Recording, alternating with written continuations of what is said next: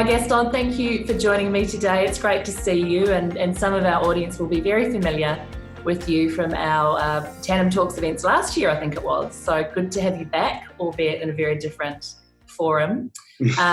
You are the Managing Director, Strategy and Consulting at Accenture, and I know our HR community and the business community further afield will really value your insights as to how you are helping leaders navigate through what has been quite an unprecedented crisis. And maybe we can start with, how has COVID-19 impacted the work you do for clients, globally? Well, thank you so much. Now, having a support to clients across regions, so I'm looking after Africa, Middle East, and Asia Pacific. So it has been quite interesting. The day that the pandemic was announced, and we started to understand, what type of work the clients were looking for. First of all, we understood that, we were going to be reactive, right? So clients were finding their ways on the minute by minute on the changes of legislation, regulations, what they could or they could not do, how the workforce was reacting. So it was minute by minute. So we started to create a reactive way to work with our clients. And it felt like we were working 24/7, especially when you're looking at the region, while Australia was going to bed, we started to get our friends from Europe coming up and then North America. And you wanted to bring the best of the globe back to the region to help them navigate that. One of the things that I also noticed is that it strengthened significantly the collaboration between industries and companies. Like, for example, the Qantas and Woolworth story around sharing workforces across the two different industries, as each of those industries were going through different type of changes. So it just has been a roller coaster for us. I think now we are getting into a better view on planning a bit more the work for our clients, but definitely I think empathy has been the big word to support our clients through these challenging times. For sure. And how are the challenges now changing? So what do the next 2 months look like for organizations? We have been reflecting a lot from an Accenture point of view as we discuss with CHROs. And I think I can see that there are three sort of periods that are happening. And depending on which region you are, you're sort of in the middle of one of them or it's transitioning out. The first one is the now, right?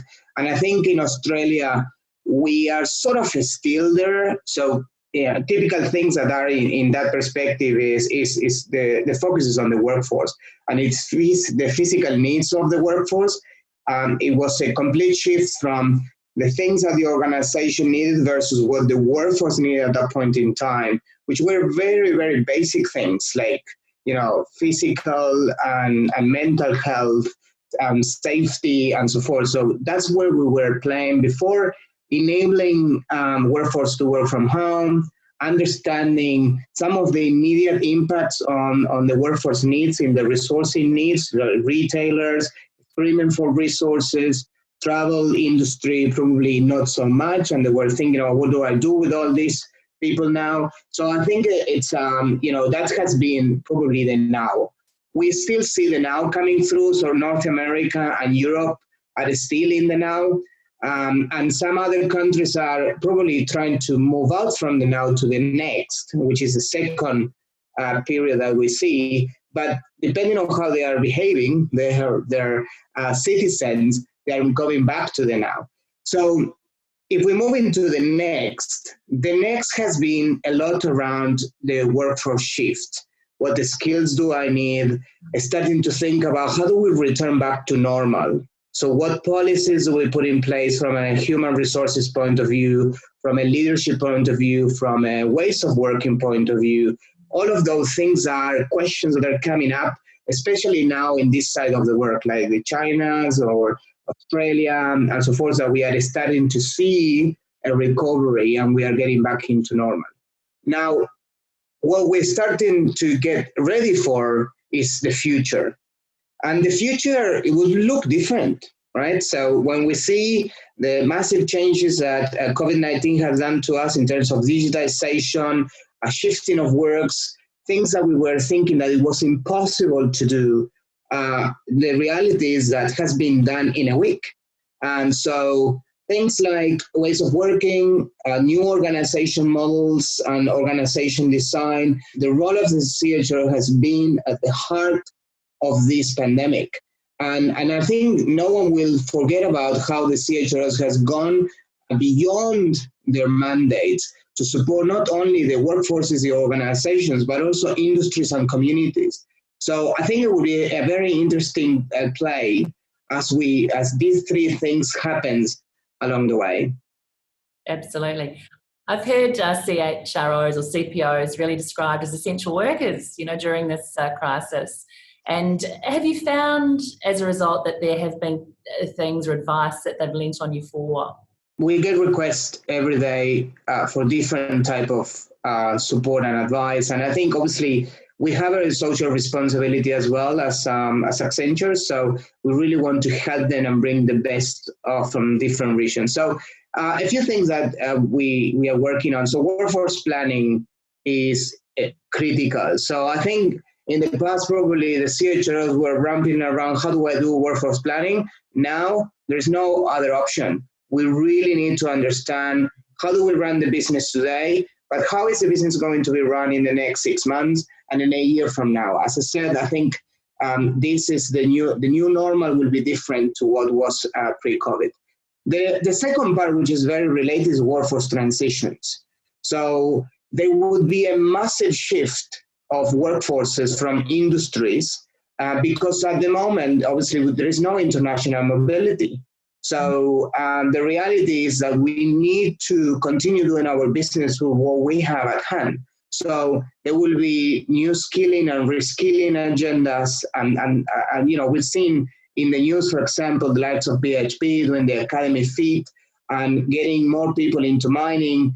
And I'm sure that there will be a lot of Australians applying those kind of roles, because that's essentially what is the fuel of the Australian economy. The third thing that our clients are coming to us right now is ways of working, right? So virtual working has become a norm, and there are a lot of conversations around how do we capitalize on the changes that has happened. And, one school of thought is, we are going to go back to normal as we were going to, do pre-COVID. And others say, well, hold on a second. I think we saw that there is a different way to do business, which is more agile, where leaders are coaches and where the people is empowered to make decisions. So what are we going to do differently as we come back to work? So ways of working, which includes virtual or remote working and, structures and so forth. And finally is new leadership. So we've seen that organizations that has been successful through COVID are the ones that has those leaders that has compassion and care, ambitioning around their business. We will see that we need to start creating a new set of leaders in order to drive the new agenda post-COVID-19. And Gaston, how does this differ your firm, yourself? You've done some great research in terms of the future of HR, or HR Reimagined, I think it is. So how does that change the nature of the research you've done, or does that speed up the implementation of some of your findings? Yeah, well, you're spot on. I think it actually has accelerated the need for a change. So I'm involved in many, many discussions around how do we change the business partners, how do we change the COEs, and what do we do with the back office of HR. I can tell you, if the agenda of HR are the topics that I just talked about before, workforce planning, workforce transition, new ways of working, new skilling, and new leadership, the HR that we used to have with the previous model is not enough. On the other side, I think the CEOs and the boards and all the C-suite has, when this thing happened, has looked at the CHRO and said, please help us, right? And I think in most of the cases, the CHRO, as I mentioned before, has gone beyond their mandate to position the organization in the right way and have care around the workforces and the community. So the change of the HR function to be more responsive to the business demands, more agile in the way that they execute the agenda is critical. So we will see significant change in our function, or in a good term. So we are going to accelerate our journey. You're used to traveling a lot in your role. That's naturally lessened now. So how are you finding this new world of online communication? My role, yes, I'm spending less time at airports, but I think I continue to spend the same quality time talking to the CHROs and the HR leaders around their business problems. And I think it has helped us to have more empathy. So a couple of things that I'm doing to keep the network active has been CHRO virtual dialogues. So, I hosted a few sessions in Australia. The good news now is that I could combine the East Coast and the West Coast in one event and sharing and having those learnings. I have also participated in Africa, Southeast Asia, for example. It would have been impossible to get Malaysia, Singapore, Thailand, Indonesia all together, and it happened, right? So now, because it's virtual, I think people is willing to spend a little more of time on engaging with externals because they have more curiosity around what's happening. So I do have the CHRO virtual dialogues. I do my coffee connects virtually, of course, because of social distancing, and then social media. So I think social media, the likes of LinkedIn or Twitter, being able for me to keep my CHRO friends and community up to date on what's going on in the world. It's obviously, I miss the opportunity to have face-to-face interactions, but I think at least we have been able to work through that. Certainly have. And for Accenture, has there been an opportunity for Accenture to do business differently?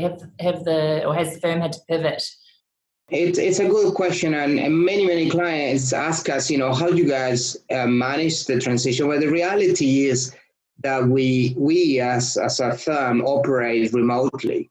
So, for example, we don't have a headquarters, so we don't have regional offices. We are just people that belongs to cities, and we go and work in the office when we need it. We work with clients. So we are used to the virtual ways of working, and our leadership is quite agile in that regard.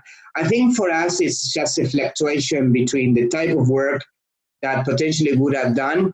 And so obviously there is a decrease in certain areas, but there is an increase in other areas. So we are not decreasing significantly our work, but we just redirect our people to new areas. And then I think it has obviously forced us as well to do reskilling at space. So we are doing significant amount of training for our people and development in a very short sprint, so people can learn fast and get ready for new challenges in the market.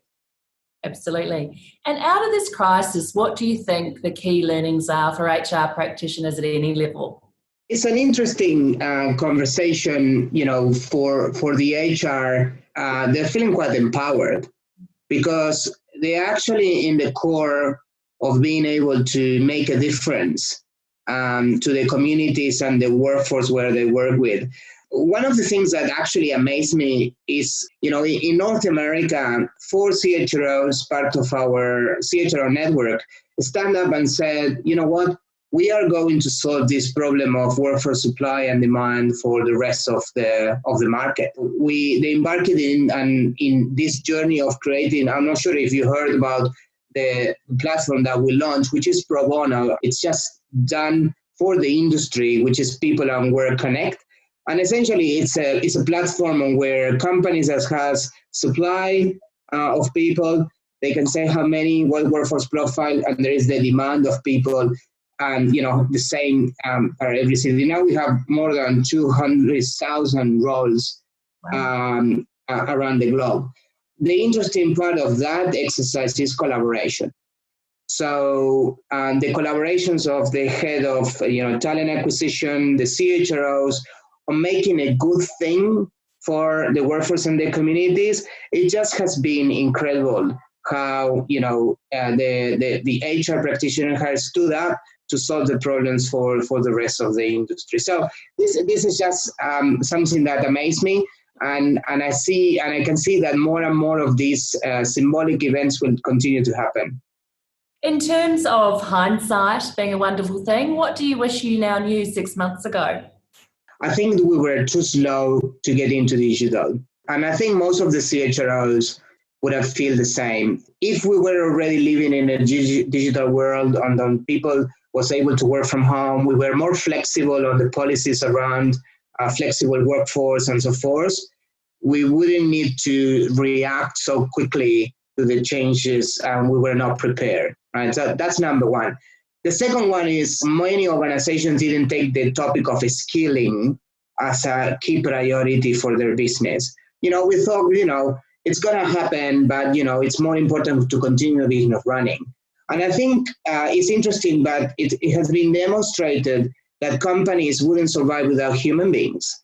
Most of the industries, most of the countries they are very worried about their growth, the economic growth, and their obviously impacts to the P&L as a result of the people being not able to go to work.